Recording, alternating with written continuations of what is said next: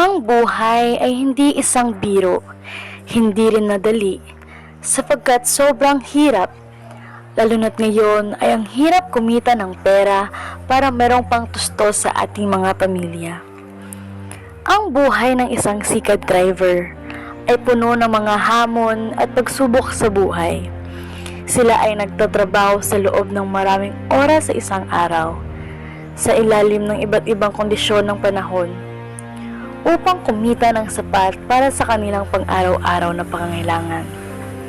Ang karamihan naman sa kanila ay gumigising ng maaga at nagtatrabaho hanggang sa huling oras ng gabi. Ang kanilang kita ay depende sa dami ng kanilang pasahero sa isang araw. Dahil dito, hindi maiwasan na yung mga araw na hindi sila kumikita ng sapat. Isang matandang lalaki ang nagpepedal at nagbibilad sa kasikatan ng araw na sobrang init upang meron lang maipakain sa kanyang pamilya. Siya ay si Tatay Ronaldo Gloco Sr. Siya ay 55 taong gulang. Nakatira sa Tanza Timawa, Zone 2, St. Felix Delgado Saint, Iloilo City. Nung mayong hapon, ano pangalan niyo, no? Ronaldo Gloco Sr. Pila na edad niyo, no? 75. May asawa ka na, no? Oo, galing na kakuhan ko. Pila ka na ka to, pasador ka si ka-driver, no? Dugay na yun, tinitisigil ka, sikat na yun. Bugay, nagali.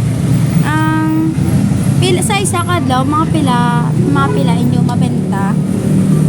Kung pilado na kitang biyahe, mga 300. Pero kung kaluyan nga mayo, kasobraman ko naman.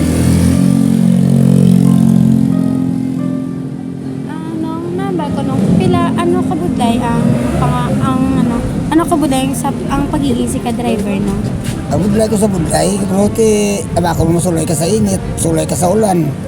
Pero kung di ka magbiyahe, away ka naging sa pagkaon eh. Oo.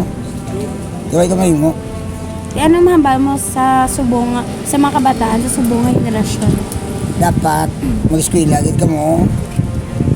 Tag-di temprano, papulit na ka mo, hindi na ka mo magano kong gabi na kayo, wala mo damo, sabat kong gabi mo. Salamat. Ang isang sikat driver ay hindi madali. Ngunit ito rin ay puno ng mga aral at inspirasyon. Sa bawat padyak nila, isang hakbang rin ito patungo sa kanilang mga pangarap. Isang mahalagang aral na maaari nating matutunan mula sa buhay ng isang sikat driver ay ang pagpapahalaga sa bawat munting bagay sa ating buhay. Sa pamamagitan ng kanilang karanasan, natutunan natin na hindi dapat natin baliwalain o maliitin ang mga simpleng bagay na ibinibigay sa atin. Ang sikat driver ay nagtatrabaho ng mabuti at nagpapadyak ng buong puso para sa kanilang pamilya at pangarap.